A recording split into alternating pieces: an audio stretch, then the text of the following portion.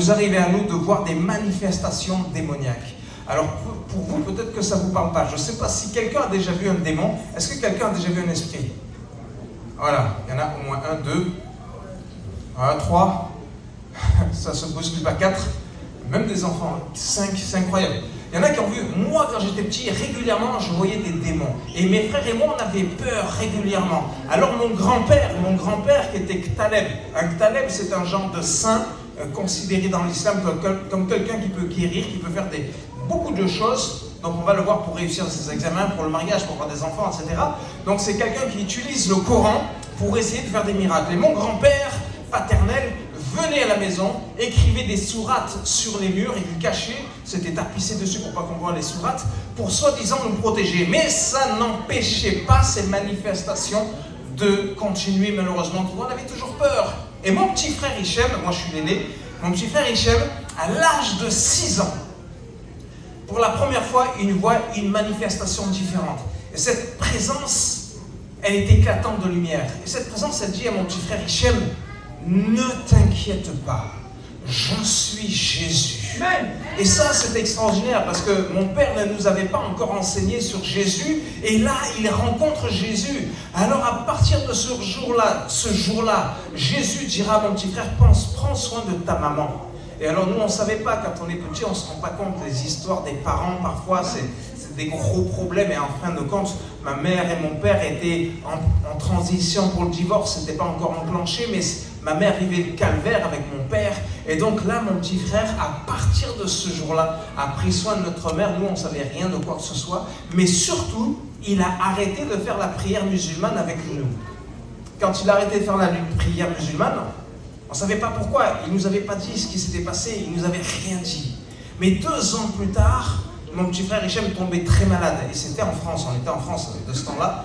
Et là, pendant 4 mois, les docteurs essayaient de le soigner et les docteurs n'arrivaient pas à le guérir. Et au bout de 4 mois, la même présence de Jésus s'est manifestée et Jésus a guéri instantanément mon petit frère. Mais il ne nous a rien raconté de ce qu'il a vu. Quand il avait 8 ans, j'en avais 10. Et c'est là que mes parents ont divorcé. Et je peux vous dire que pour un enfant, le divorce des parents, c'est un traumatisme. Il y en a qui disent que ça ne regarde pas les enfants. Moi, je dis si, ça regarde les enfants. Le divorce, c'est une déchirure terrible qui ne touche pas que l'homme et la femme, qui ne touche pas que le mari et l'époux, mais ça touche principalement les enfants. Et ce sont toujours les enfants qui sont les victimes des conséquences des choix des adultes. Alors, bien sûr, il faut bien entendre que quand Dieu unit, ce n'est pas pour que l'homme puisse plus tard diviser ou séparer.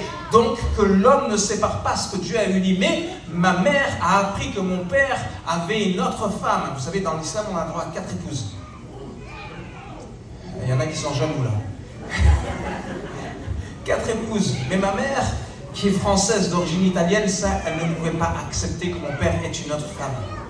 Et ça, c'était terrible pour ma mère. Alors, je ne sais pas si vous imaginez, quand toi, tu te maries à quelqu'un et que ce quelqu'un te trompe avec quelqu'un d'autre et qu'il a un enfant à côté. Je crois que parmi les choses les pires qu'on puisse subir dans la vie, il n'y a rien de pire que l'adultère. C'est vrai ou c'est pas vrai? L'adultère, c'est trahir la confiance. Je t'ai donné ma pureté et toi, tu me trahis dans une alliance de sainteté que tu bafoues. C'est terrible quand même. C'est vrai ou c'est pas vrai? Mais il n'y a que les femmes qui disent amen. Les hommes, ils sont où là? Ah. Faut me rassurer là. C'est important, hein, la fidélité, ça va chez l'homme et chez la femme. Hein. Chez la femme et chez l'homme. Les deux doivent être fidèles. Et alors, à partir de ce moment-là, moi, je ne comprenais rien. J'avais 10 ans. Et ma mère a décidé de divorcer. Quand elle a décidé de divorcer, alors là, je suis devenu extrêmement violent avec ma mère. Parce que dans l'islam, la femme ne prend pas autorité sur l'homme. Alors, vous allez me dire dans la Bible non plus, mais là, c'est une autorité dans l'islam qui est écrasante, qui est bouleversante. Là, la femme, elle est un objet, pardon de le dire, mais je suis obligé de le dire. La femme, elle ne compte pas dans l'islam. Vous avez un privilège aujourd'hui, c'est que au travers de la Bible, Jésus fait prendre conscience que la femme, elle compte.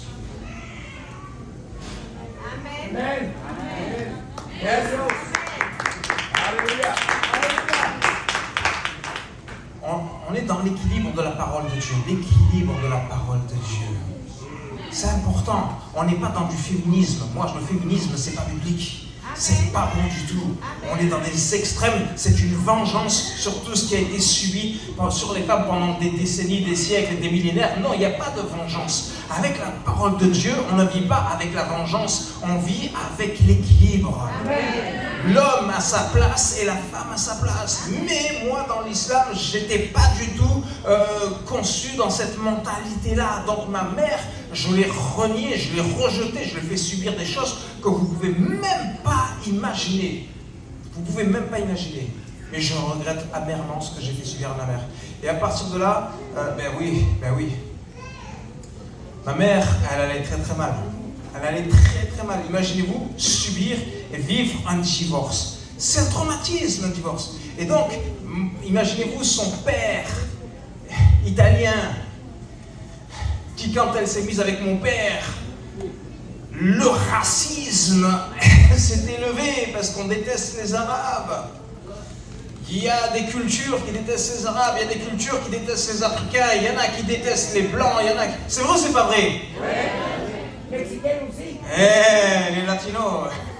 Vous savez, en Algérie, ma grand-mère, elle voulait surtout pas que j'épouse une Marocaine, ni une Tunisienne, ni une Française, mais une Algérienne. Et après, je me suis rendu compte que même en Algérie, oh là là, il faut surtout pas épouser les Kabyles. Alors là, les Kabyles, c'est pas des vrais Algériens, j'ai épousé une Kabyle. Enfin bref, bon, c'est un cas, mais vous voyez, et même dans un propre pays, à Lubumbashi, ne va surtout pas épouser une femme de Kinshasa. C'est vrai ou c'est pas vrai? Donc vous voyez, dans un propre pays, c'est comme ça. Le Canada, je connais pas encore, mais en tout cas la France, si tu es de Marseille, n'épouse surtout pas une Parisienne. Parce qu'il y a le conflit avec le foot entre le PSG et l'OM. Hein. Vous ne connaissez pas tout ça? Si, vous connaissez. Le PSG et l'OM. Alors, j'imagine, c'était Marseillais que t'épouses une Parisienne. Alors là, les conflits à la maison entre les équipes de foot. Enfin bref. Donc, ma mère, qui avait subi le rejet quelque part de son propre père, de certains de ses frères, de ses sœurs, qui voulaient que ma mère avorte pour pas que ma mère épouse mon père. Imaginez-vous, là, elle subit tout le traumatisme. Et ma mère, elle marche dans la rue. Et pendant qu'elle marche dans la rue, elle décide de se jeter sur la route. Et elle se jette sur la route pour se suicider. Et ça, c'est... Je pense que pour arriver à un acte de suicide, il faut arriver à un temps où tu es totalement désespéré. Et franchement, je vous dis la vérité vraie. Au Canada, il y a malheureusement le Canada, peut-être plus le Québec, ça fait partie des pays au monde où il y a le plus de suicides. Et ça, c'est terrible de se dire que c'est l'un des pays au monde, le Canada, où il y a le plus de suicides. Alors que vous avez tout pour être libre, heureux, et finalement, le monde est malheureux. Parce que c'est pas la liberté qui rend heureux, mes frères et sœurs. C'est pas la liberté. C'est Jésus, mais vous voyez, et donc ma mère qui se jette sur la route, je rends gloire à Dieu, parce que j'aurais pu être orphelin de mère. J'aurais pu.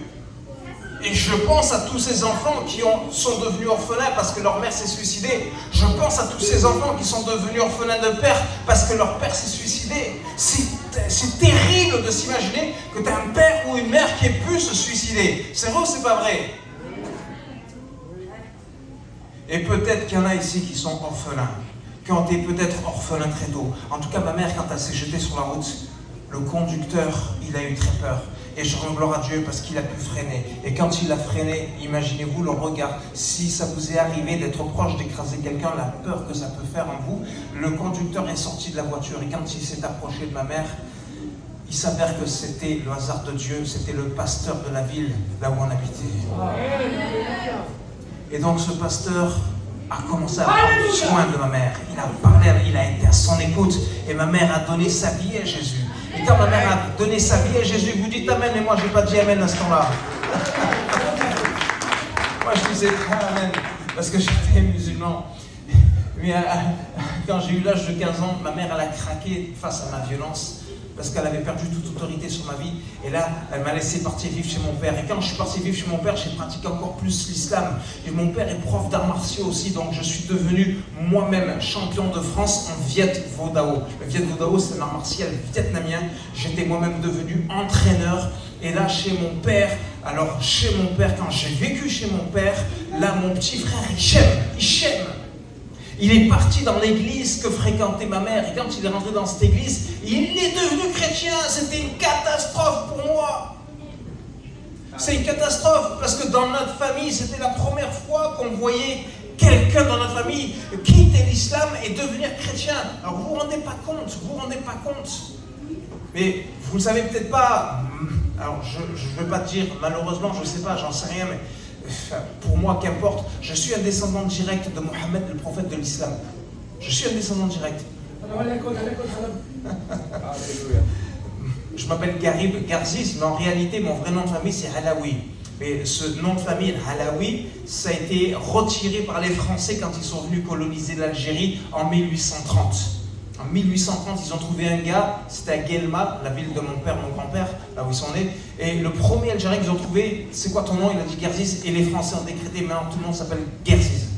Donc le même nom de famille porte les stigmates de la colonisation française. Mais oui, donc mon véritable nom, Halawi, ça c'est les Halawites sont reconnus dans tout l'islam pour étant descendants directs de la famille de Mohammed, le prophète de l'islam. Et j'ai bien dit prophète de l'islam, j'ai pas dit prophète de Dieu. Amen. Il faut faire une distinction. Parce qu'il y a des vrais et il y a des faux prophètes. Si un prophète vous enseigne à maudire les juifs et les chrétiens, à les combattre, je crois qu'il y a un problème. Amen. Jésus nous appelle à bénir ceux qui nous maudissent, à faire du bien à ceux qui nous persécutent. Il y a vraiment un langage qui a totalement rien à voir entre l'islam et l'évangile. Mais moi, je ne connaissais pas encore tout ça. Amen. Et là, quand mon frère Hichem a donné sa vie à Jésus, alors là, j'ai eu la haine. Déjà que j'ai grandi avec la haine des Juifs, parce que dans l'islam, on grandit avec la haine des Juifs, on ne sait pas pourquoi. Là, j'ai eu la haine des chrétiens, parce que mon petit frère a été harponné par des chrétiens. Pour moi, c'était une catastrophe.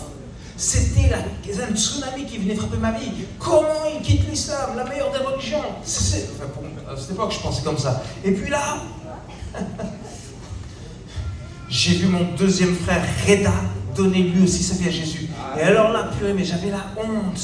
J'avais la honte dans ma famille paternelle, mon père, mon grand-père, ma grand-mère, mes oncles, mes tantes. On n'arrêtait pas de dire que mes deux frères allaient finir en enfer. C'était une catastrophe. Mais les week-ends, un week-end sur deux, je partais chez ma mère, mes frères, ils disaient rien contre nous.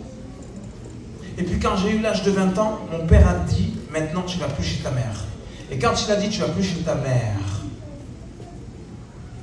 ça ne s'est pas passé à la seconde, ça s'est passé avec les semaines qui sont passées. Mais quelque chose s'est passé. Quelque chose m'a manqué. Et c'est l'atmosphère qu'il y avait chez ma mère qui m'a manqué. L'atmosphère, parce que chez ma mère, il y avait une atmosphère de paix. Alors que chez mon père, c'était toujours l'atmosphère de haine, de guerre. C'est terrible. Vous voyez la différence d'atmosphère, l'atmosphère de paix et l'atmosphère de guerre. Et cette atmosphère de paix me manquait. Et là, pour la première fois de ma vie, j'étais en désaccord avec mon père. J'avais 20 ans. J'entends Charel. J'avais 20 ans quand j'étais en désaccord avec mon père. Toi, t'en as 12. Prendre mes graines. Entendez, pour la première... Et quand j'étais en désaccord avec mon père, à l'âge de 20 ans, il m'a renié. Ça a été dur. La première fois que j'ai vécu un reniement de mon père, j'avais 20 ans, parce que je n'étais pas en accord avec lui. Quand il m'a renié, quelque chose d'extraordinaire s'est passé. C'est que ma mère, que j'avais tant été agressif contre elle, tellement violent contre elle, quand elle a vu que j'étais à la rue, elle m'a ouvert la porte de sa maison et elle m'a accueilli chez elle. L'amour d'une mère, c'est impressionnant. L'amour d'une mère, ça pardonne tout. Ça supporte tout. Et l'amour croit tout, l'amour supporte tout. Et je te dis, pour ceux qui sont... Qui c'est qui est marié ici? Voilà. Qui c'est qui est fiancé ici? Il n'y en a pas qui sont en couple sans être mariés? Ah, il y en a qui n'osent pas le dire, hein, parce qu'il y a des pasteurs autour, c'est pour ça. Pour ceux qui sont en couple mariés, vous savez, franchement, est-ce que vous aimez vraiment votre épouse ou votre mari? Allô? Alors pourquoi quand vous êtes énervé, vous dites à votre femme ou à votre mari, je te supporte plus? Ça vous est jamais arrivé de dire ça? Je te supporte plus. Alors que la Bible dit que l'amour supporte tout. Donc il y a un travail à faire à l'intérieur. Il y a un travail à faire. Et je vous dis, ce soir, vous voyez que Ma mère qui m'a accueilli, ça c'était extraordinaire. Ma mère qui m'accueille. Et là, le temps passe, et puis je passe un concours, je deviens fonctionnaire en France de la Poste, donc je dois partir à Paris, à 650 km de chez ma mère, et là, je vais tomber malade. Et quand j'étais malade, une semaine d'arrêt maladie, je suis parti chez ma mère. Et là, mes deux frères m'ont demandé d'aller à l'église. Et quand ils m'ont demandé d'aller à l'église, à cause de leur témoignage, je n'ai pas pu dire non. Parce qu'ils avaient un témoignage excellent. Moi, j'attendais qu'une chose, c'était de les frapper quand j'étais musulman. Et je les poussais, j'étais très violent contre mes frères. Mais jamais ils réagissaient à ma violence. Franchement, dites-moi la vérité, vraie, toute la vérité, rien que la vérité. Si quelqu'un te provoque, est-ce que tu vas rester de marbre ou est-ce que tu vas réagir à la violence? Dites-moi la vérité vraie. Rien que quand tu es en train de conduire une voiture, on voit tout de suite ta réaction. S'il y en a qui t'a fait une queue de poisson, s'il y en a qui avance pas assez vite, c'est vrai ou c'est pas vrai? On voit vite nos limites. Hein, donc, mais, à cause de l'excellence de leur témoignage, j'ai accepté d'aller à l'église. Et quand je suis allé à l'église pour la première fois de ma vie, c'est frappant, c'est très étonnant. Et j'ai entendu Dieu me parler. Je ne suis pas schizophrène. J'ai entendu sa voix. Et Dieu m'a appelé par mon nom, Garib. Garib. Il faut que tu fasses un choix. Soit tu me suis, ou soit tu continues ton chemin. Et j'ai dit à Dieu, je vais te suivre. Mais quand j'ai dit je vais, pour moi c'était dans le futur, c'était pas maintenant. Je ne connaissais pas encore la Bible qui disait si aujourd'hui tu entends ma voix, n'endurcis pas ton cœur. Je ne connaissais pas ça. À cause de ça, j'ai voulu prendre mon temps. J'ai commencé à avoir plein de problèmes. J'avais une voiture française. Je l'ai prêtée à un pote musulman, et il m'a bousillé ma voiture. Première chose. Après, franchement, je vous dis la vérité vraie, toute la vérité vraie. Moi, j'étais amoureux des Audi A6. Vous savez ce que c'est, les Audi? Quand on entend le moteur, c'est une belle mélodie. Quelle symphonie. Les Audi donc. Pour l'amour d'une Audi A6, j'ai retiré tout l'argent que j'avais de côté dans mon compte bancaire. J'ai passé l'argent à un pote musulman, parce qu'entre musulmans, on se fait normalement confiance. Il m'a escroqué tout l'argent que j'avais. Je me suis fait bananer, ça veut dire plaisir, ma fille. Je me suis fait bananer, je me suis fait avoir, escroquer, c'est incroyable. Tu t'imagines, tu te fais escroquer par tes propres frères musulmans. Jamais j'aurais pu imaginer un truc pareil. Et puis à ce moment-là, j'étais à Paris et je suis muté en Haute-Savoie, très proche de la Suisse. Et là, pendant que j'étais facteur, je me prends un fossé, donc j'ai un accident de voiture. Et là, donc j'ai entorse cervicale, contracture musculaire au dos, j'ai les poignets foulés. Et là, je suis en arrêt de travail. J'ai déménagé dans un endroit, je connaissais personne encore. J'avais un logement, un appartement, j'avais un frigo et un matelas. Un frigo et un matelas, même pas une cuisinière, même pas un micro-ondes, juste un frigo et un matelas. La seule chose que je mangeais tous les jours, c'était du thon à la mayonnaise. Parce que j'avais même pas de quoi manger les pâtes, moi qui aime tellement les pâtes. Thon mayo. Et là, c'était le 4 novembre 2000. Le 4, je m'en rappellerai toute ma vie, parce que le 4 novembre, c'est l'anniversaire de ma mère. Le 4 novembre 2000, je suis tout seul, un frigo matelas, je vis un désert terrible. Un désert, quand tu es tout seul, tu as tout perdu, c'est de la folie. Peut-être tu as perdu ton argent, tu as perdu tes biens, tu as perdu ta santé, tu as tout perdu. Et là, j'avais un carton. Et dans ce carton, il y avait un ticket de tombola, non je rigole. Il y avait plein de paperasse, mais surtout, ce carton, il y a une lumière qui a jailli. Donc je me suis approché de ce carton à cause de cette lumière. Et quand je me suis approché, cette lumière, c'était ça. Et donc j'ai pris ça. Ça, c'est la Bible. L'Injil en arabe. Et quand j'ai pris cette Bible, je rends gloire à Dieu pour la sœur, cette femme chrétienne, qui quelques années auparavant avait eu le courage de me l'offrir, parce que tout le monde avait peur de moi. Tout le monde avait peur de moi à cause du regard de haine que j'avais. Je vous dis la vérité vraie. Et là, à l'époque, j'étais taillé en V. je travaillais très dur pour avoir les 8 plaquettes de chocolat. Vous savez, les 8 plaquettes. On les voyait, les 8 plaquettes. Je peux vous dire qu'il y a 8 abdos. Il n'y en a pas 6. Je faisais plus de 20 heures de sport par semaine. Aujourd'hui, je travaille différemment. Je n'ai plus qu'un seul abdo, mais on le voit bien. Mais on a les abdos spirituels. Mais là, je rends gloire à Dieu pour cette femme qui a eu ce courage de m'offrir ça, cette Bible.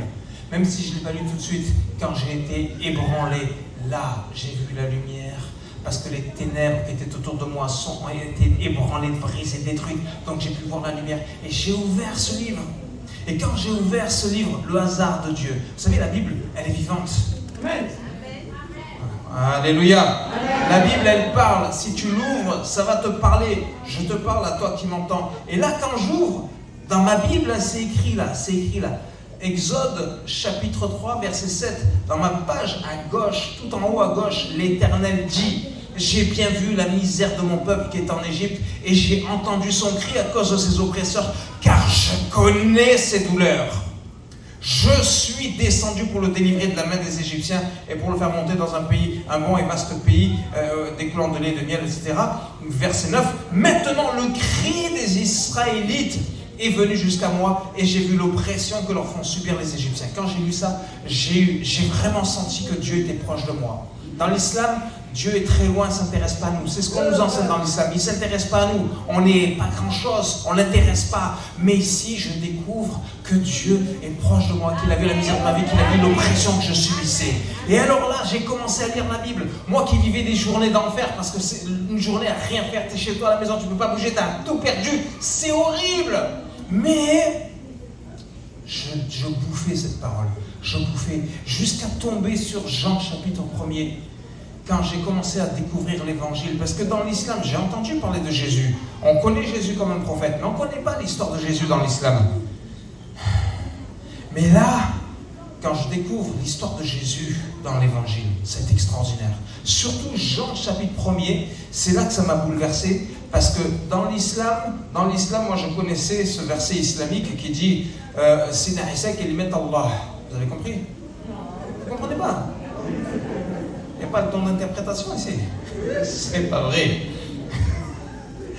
Sidna Isa kelimat Allah, en arabe, ça veut dire le Seigneur Jésus est la parole de Dieu.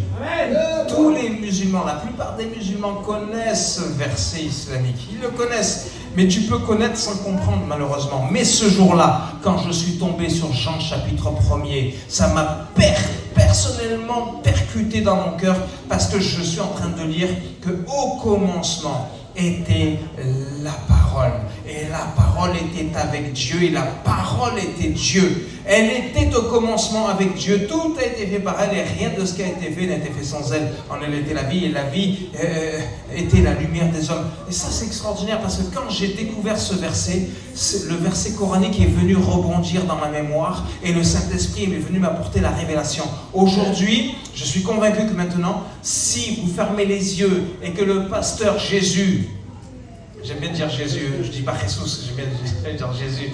Si le pasteur Jésus parle et que moi je parle, vous saurez distinguer la voix est à qui. C'est vrai ou c'est pas vrai? Amen. Et bien quand je découvre ce verset, je suis en train de réaliser que Jésus sur la terre, c'est la voix de Dieu sur terre. C'est pas un deuxième Dieu. Jésus, il est la voix de Dieu. Jésus, il est la manifestation de Dieu que tout être humain peut voir sans mourir. Le Père, tu ne peux pas le voir. Mais le Fils, il est la manifestation du Père que tout être humain peut voir sans mourir. Et là, j'ai compris pour la première fois de ma vie que les chrétiens, en réalité, ne sont pas polythéistes. Ils ne croient pas en plusieurs dieux. Il est le Père, il est le Fils, il est le Saint-Esprit. Amen. Non, on croit en un seul Dieu qui se manifeste par nous. Notre Dieu est un. Et je n'ai pas le temps de vous faire un enseignement théologique par rapport à ça, mais Jésus est Dieu, c'est un Dieu, c'est pas deux dieux. Et ça, c'est extraordinaire pour moi d'avoir découvert que Jésus, il est Dieu, il est la parole. Vous savez, en Algérie, l'Algérie est très connue dans le monde entier par rapport au désert du Sahara. Vous connaissez le désert du Sahara? 70% de ce pays, l'Algérie, c'est du désert. Et si vous allez un jour dans le désert du Sahara, vous allez voir que dans le désert, c'est là que le soleil frappe le plus fort. Mais c'est aussi là où la lumière du soleil brille le plus fort. Et ce jour-là, quand j'ai découvert qui était Jésus, je vous dis la vérité vraie, toute la vérité, rien que la vérité. Ce soleil qui m'a frappé si fort, qui a détruit les murailles de haine, de violence, les murailles de l'islam et des choses spirituellement que je faisais qui n'étaient pas humaines, ont été détruites. Et j'ai pu voir cette lumière qui m'a éclairé.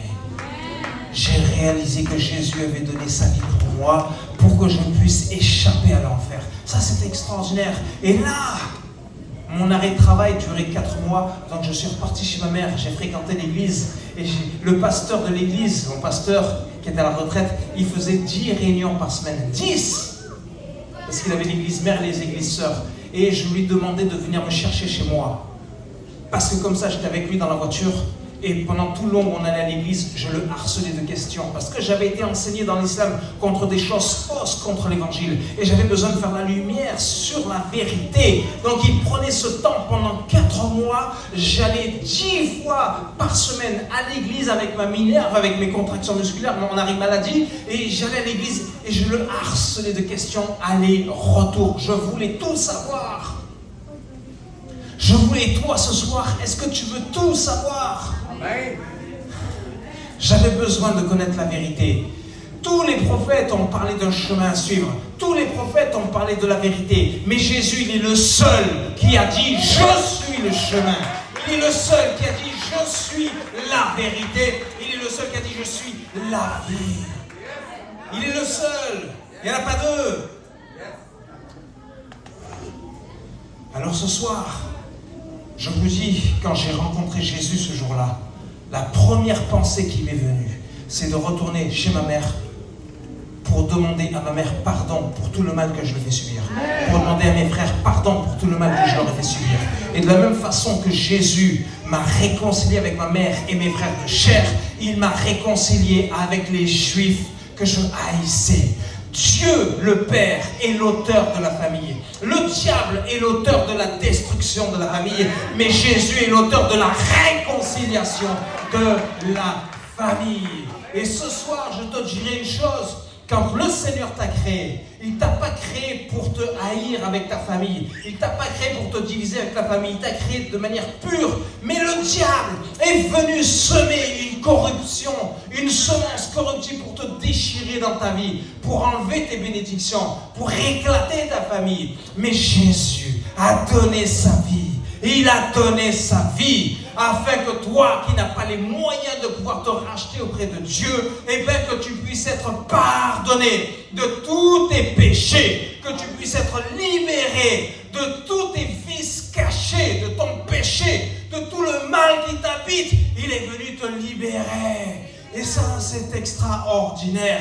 Te libérer. Et ça, c'est une décision. C'est un choix que ce soir, toi seul peux faire. Je ne peux pas prendre la décision pour toi. Mais toi, aujourd'hui, tu es face maintenant à un croisement. Quel est le choix que tu veux faire ce soir? Est-ce que tu veux réellement être sauvé? Est-ce que tu veux réaliser que Jésus, il n'y a pas de meilleur témoignage que celui de Jésus? Tous les prophètes ont des bons témoignages, mais personne n'a eu le témoignage de Jésus. Il est excellent en tout, il est l'excellence de l'excellence, il est mon modèle, il est mon inspiration. Et cette haine que j'avais, il l'a transformée en amour. Alors toi, ce soir, je ne te connais pas, mais si ce soir, quelqu'un n'avait pas donné sa vie à Jésus, moi, il m'a libéré de l'islam. Il m'a libéré de bien des choses que je ne peux pas tout vous dire. Mais ce soir, il peut te libérer de ton mal-être. Il peut te libérer de ton esprit souci. Il peut te libérer de toutes les ténèbres qui habitent en toi. Il peut te libérer. Mais ce soir, tu as une décision à faire. Est-ce que tu veux prendre cette décision? Ce choix, il est très important. Moi, j'ai remis à plus tard mon choix et j'ai beaucoup perdu.